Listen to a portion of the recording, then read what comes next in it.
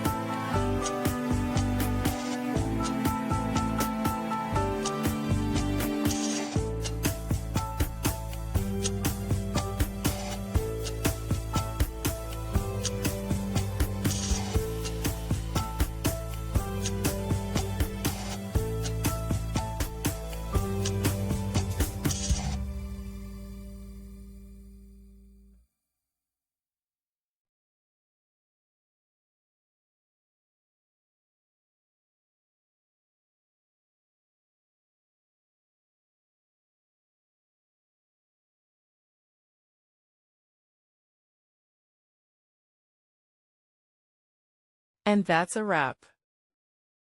I hope you found the answer you were looking for. If you did, take a second to hit that subscribe button. It really helps out. And let me know in the comments which solution worked best for you. See you next time in the debug zone.